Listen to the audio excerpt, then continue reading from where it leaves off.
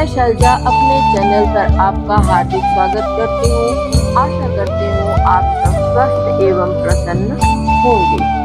आज मैं श्रीमद् भागवत कथा महापुराण में प्रथम स्कंद में चतुर्दशो अध्याय में की कथा सुनाऊंगी। आज की कथा है अपशकुन को देखकर महाराज युधिष्ठिर का शंका करना और अर्जुन का द्वारका से लौटना। तो कथा की शुरुआत करते हैं। यह कथा बहुत ही पावन है, बहुत ही सुख और शांति देने वाली है। सूत जी कहते हैं, स्वजनों से मिलने और पुण्य श्लोक भगवान श्री कृष्ण अब करना क्या चाहते हैं, यह जानने के लिए अर्जुन द्वारका गए हुए थे। कई महीने बीत जाने पर भी अर्जुन वहां से लौटकर नहीं आए। अब धर्मराज युधिष्ठिर को बड़े भयंकर अपशकुन दिखने लगे। उन्होंने देखा कि काल की गति बड़ी विकट हो गई है। जिस समय जो ऋतु होना चाहिए उस समय वह नहीं होती। उनकी क्रियाएं भी उल्टी होती हैं। लोग बड़े क्रोधी हो गए हैं, लोभी हो गए हैं, असत्य परायण हो गए हैं। अपने जीवन निर्वाह के लिए लोग पापपूर्ण कार्य भी करने लगे हैं। सारा व्यवहार कपट से भरा हुआ होता है। यहाँ तक कि मित्रता में भी छल मिला रहता है। पिता माता, सगे संबंधी, भाई और पति पत्नी में भी झगड़ा टंटा होने लग गया है। कली काल के आ जाने पर लोगों का स्वभाव ही लोभ, दंभ आदि अधर्म से अभिभूत हो गया है और प्रकृति में भी अत्यंत अरिष्ट सूचक अपशकुन होने लगे हैं।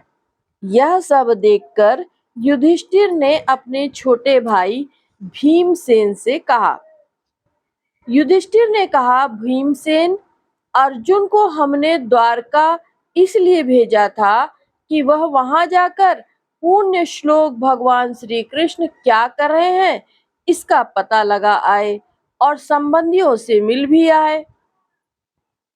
तब से 7 महीने बीत गए, किंतु तुम्हारे छोटे भाई अब तक नहीं लौट रहे हैं। मैं ठीक ठीक यह नहीं समझ पाता हूँ कि उनके न आने का क्या कारण है।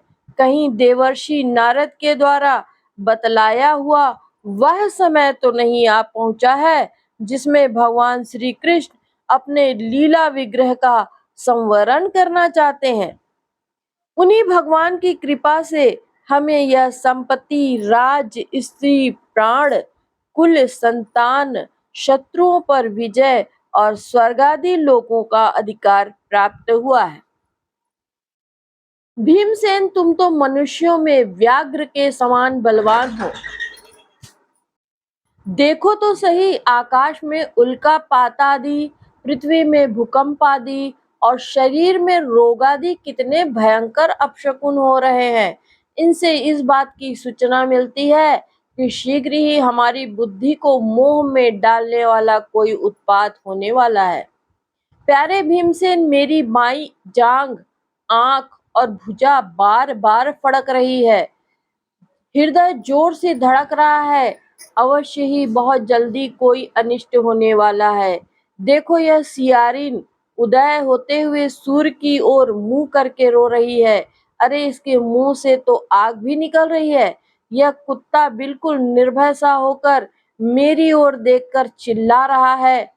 भीमसेन, गौ आदि अच्छे पशु मुझे अपने बाएं करके जाते हैं और गधे आदि बुरे पशु मुझे अपने दाहिने कर देते हैं।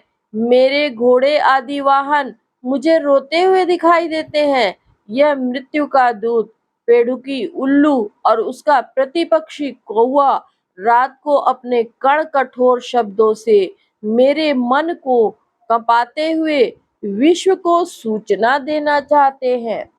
दिशाएं धुंधली हो गई हैं। सूर्य और चंद्रमा चारों ओर बार बार मंडल बैठते हैं। यह पृथ्वी पहाड़ों के साथ कांप उठती है। बादल बादल रोज जोर जोर से गरजते हैं और जहां तहां बिजली भी गिरती रहती है। शरीर को छेदने वाली एवं धूली वर्षा से अंधकार फैलाने वाली आंधी चलने लगी है। बादल बड़ा डरावना दृश्य उपस्थित करके सब ओर खून बरसाते हैं। देखो, सूर्य की प्रभा मंद पड़ गई है। आकाश में ग्रह परस्पर टकराया करते हैं। भूतों की घनी भीड़ में पृथ्वी और अंतरिक्ष में आग सी लग गई हुई है। नदी, नद, तालाब और लोगों के मन शुद्ध हो रहे हैं। घी से आग नहीं जलती। यह भयंकर काल ना जाने क्या करेगा। बछड़े दूध नहीं पीते, गौएं दुहने नहीं देती। गौशाला में गौएं आंसू बहा बहा कर रो रही हैं। बैल भी उदास हो रहे हैं। देवताओं की मूर्तियां रो सी रही हैं, उनमें से पसीना चूने लग गया है। वे हिलती डुलती भी हैं। भाई, ये देश, गांव, शहर, बगीचे, खाने और आश्रम श्रीहीन और आनंद रहित हो गए हैं। पता नहीं ये हमारे किस दुख की सूचना दे रहे हैं।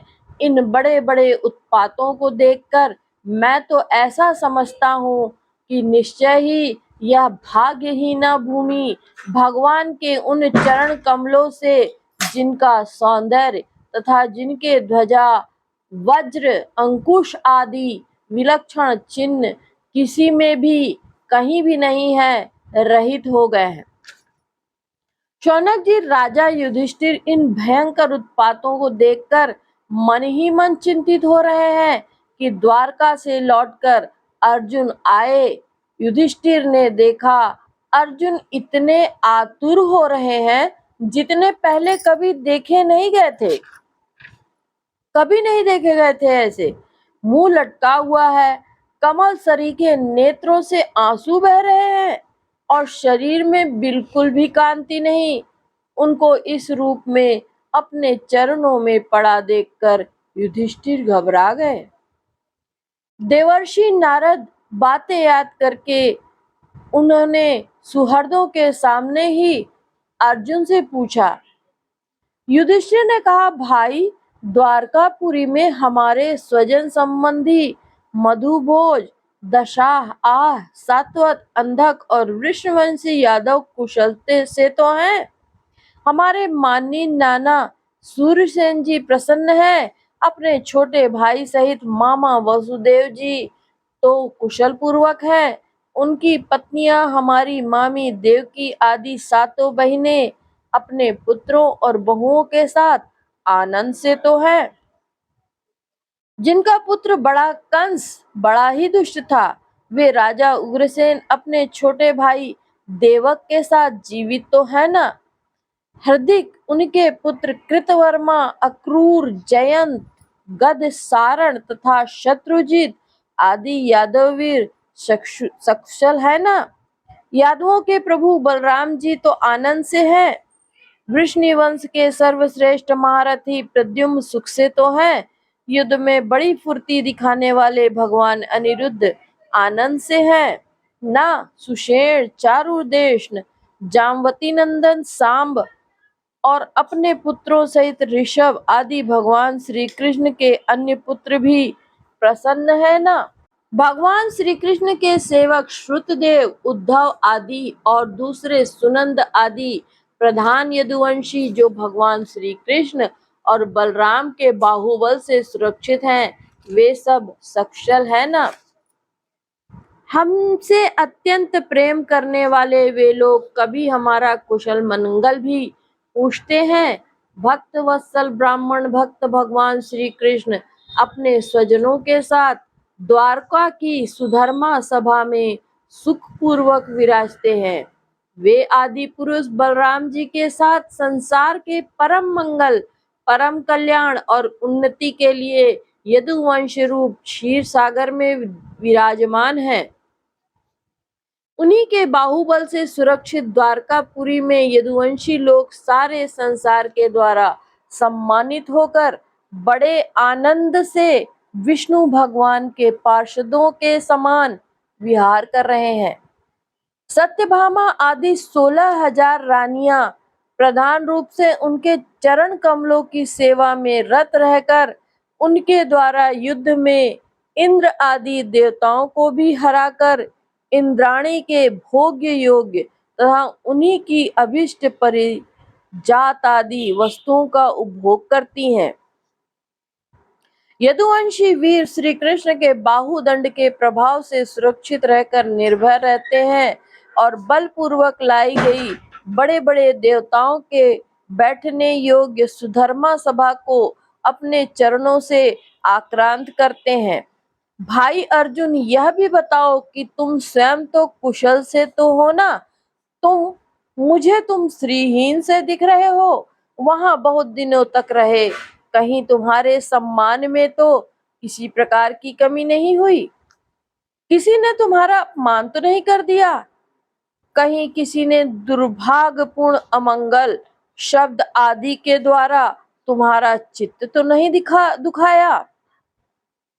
अथवा किसी आशा से तुम्हारे पास आए हुए याचकों को उनकी मांगी हुई वस्तु अथवा अपनी ओर से कुछ देने की प्रतिज्ञा करके भी तुम नहीं दे सके? तुम सदा शरणागतों की रक्षा करते आए हो।